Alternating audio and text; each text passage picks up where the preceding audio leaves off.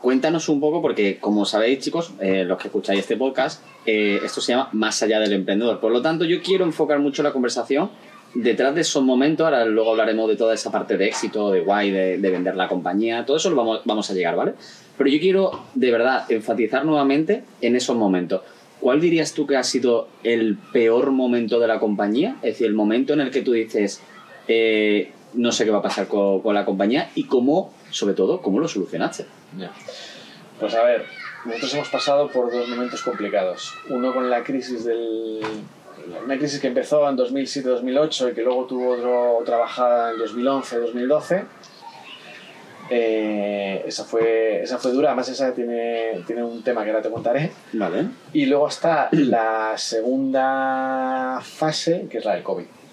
Wow. Que es mucha incertidumbre, y en realidad la incertidumbre, de hecho yo pienso mucho en el COVID y digo, si tuviésemos otro COVID ahora, y la gestión la haría totalmente distinta. Pero ahora te cuento, la primera fase, digamos, la primera crisis,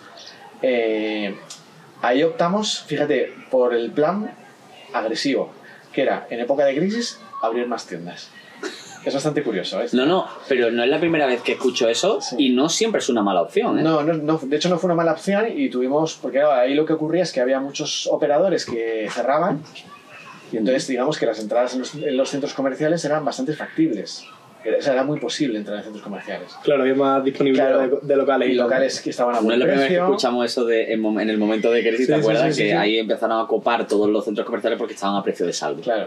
Y entonces ahí entramos. ¿Qué ocurre? Que como la crisis tuvo, en nuestro caso, no sé luego en otros operadores y tal, pero tuvo dos momentos, una bajada, luego subió un poco y luego volvió a bajar, y la segunda bajada ahí se nos complicó porque habíamos crecido de forma, para lo que no éramos nosotros, de forma grande, y entonces la segunda bajada es la que nos dio un buen toque. Nos dio un buen susto, ¿no? ¿Sí? Entonces ahí, bueno, ¿cómo lo solucionamos? Con mucho esfuerzo y incorporamos al accionariado Family and Friends y toda la historia. Claro, si no era imposible. Era complicado. Y luego la segunda fase fue la del COVID. Que eso, yo recuerdo que me fui a esquiar a los Alpes italianos, y justamente los Alpes italianos salió en la prensa el caso de Codogno, que fue justamente en la zona de Milán, del primer caso de COVID en Europa. Va justo en Italia. Y además, el problema es que como yo tenía mucho contacto con la gente de Asia, con chinos y con gente que nos producía mercancía y tal y cual, que me habían advertido de que esto es peligroso y tal y cual, claro, yo estaba nerviosísimo. Y entonces, claro, me pillé allí y dije, o sea, hay que salir de aquí.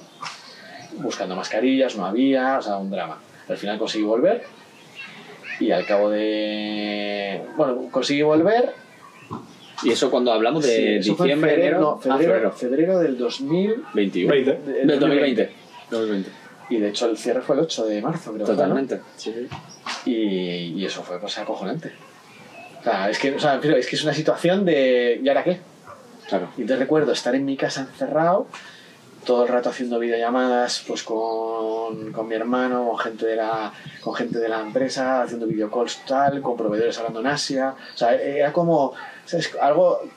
Claro, yo estaba acostumbrado a trabajar no en mi casa, estaba acostumbrado a trabajar en la oficina. Claro. Entonces de repente fue un cambio brutal.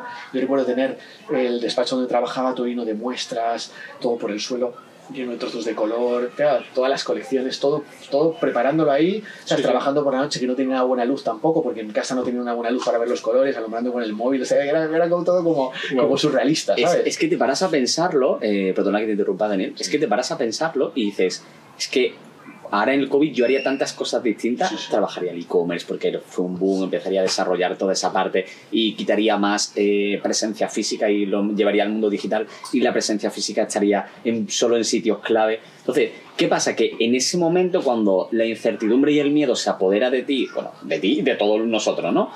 Ahí no piensas con claridad. No piensas con claridad. Y ahí es donde tú dices, ¿en qué momento? Porque además tú dices, bueno, si mañana llegara un COVID, pues llegaría otra cosa que nos daría mucho más miedo, en el que sentimos que el mundo se viene abajo, igual que pasó con el COVID. Pasaría igual. Claro, y entrarías otra vez en pánico. Entonces, ¿qué pasa? Que la única forma humana de poder afrontarlo es que te pille con muchísima liquidez, o que te pille en una situación en la que dices, si me equivoco no me caigo.